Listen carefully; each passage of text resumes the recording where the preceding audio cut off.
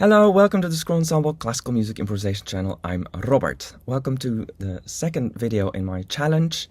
I'm trying to prepare for a concert where I will improvise a potpourri on also some ideas from the audience. And first of all, I have to practice my variation skills again. And that's what we're going to do here. We already saw some very simple ideas last time in the military method by Duprat, but now we're going to have a look at something that we find quite often in 19th century instrumental methods, which are these exercises called solfège progressif. Here is an example in a simple oboe method by Mr. Hippolyte Garimond, but we find this also in methods for the flute, the violin, the clarinet, and of course this basic idea also exists in the solfège exercises generally. So solfège exercises were singing exercises that the students were singing before they got to an instrument or to composition or harmony. And it's a very interesting way of practicing, of getting to know music. You're immediately confronted with different styles, with variations, with harmonic ideas, with typical melodies, etc., etc. We don't know exactly how these things were taught, but one can imagine that the teacher might pinpoint certain things already. And in any case, learning all these ideas practically, you will already start to intuit what things are possible, even if you're not literally learning how to vary in these methods. So this is not necessarily intended to teach variation, but it inevitably does. The first start is quite similar to what we saw in our previous video. So we just have a very simple melody and we just start doubling some notes. So the first thing we will look at is the use of characters. We already saw yesterday how a piece in 3 could be changed into a march. Here we can see that we can really change into anything. 3/4, maybe some kind of waltz, 3/8, 6/8, maybe like a sort of pastoral or a Sicilienne, and 2/4 with this interesting accentuation on the second beat of the second bar each time, sort of folkloric element perhaps, or perhaps alluding to a character dance that I'm not aware of. If you know what it might be alluding to, do let me know. If you'd like to have the file in which I've put all these variations together with the original, do go to thescrollensemble.com/oboe, where you can also find all the other modern files and extra files related to the article I mentioned in the previous video. So for this video, I'll be using the melody La Donna Immobile. I basically went to Spotify and asked, what is the most listened to Verdi track?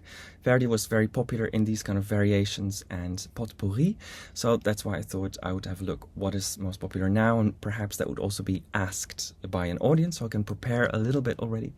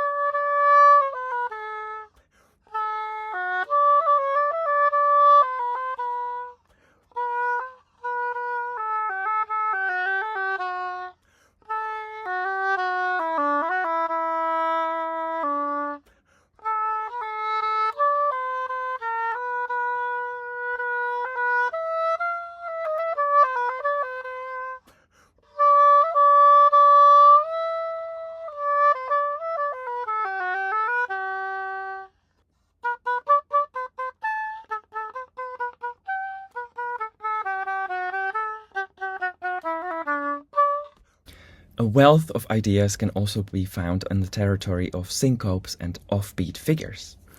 Here we can see simple syncopization of the original melody. So that's something that in a way you can always do, and it does always have that different character. Here we have a wonderful offbeat figure.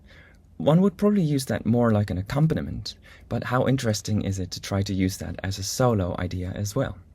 And then here, a pretty crazy one, I think, where we're always kind of sometimes on the beat, sometimes off the beat, just enough on the beat to feel the offbeats, to really be swimming a bit in the middle, because the rests in quarter notes are quite long probably. So yeah, it gives a really interesting character.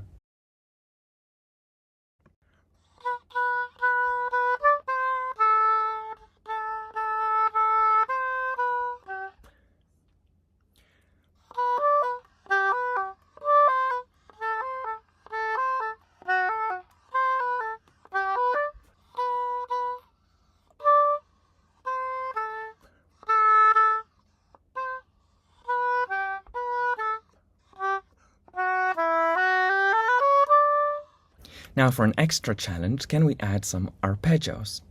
Also here it's nice how it's built up, starting from just changing the longer notes into 2 notes, and then having actually that same kind of arpeggio here, but it's faster but later. So we still have a long note, then the arpeggio that was kind of here, and then a long main note again. The arpeggio has then this added feature of a 1 note higher, which we can also often see with, for instance, Corelli ornamentation. So it's a nice kind of way leading into the next note. Then finally a harder version in which we keep on going, even in the rests. We always keep on going with some little bridges. Let's see what's possible.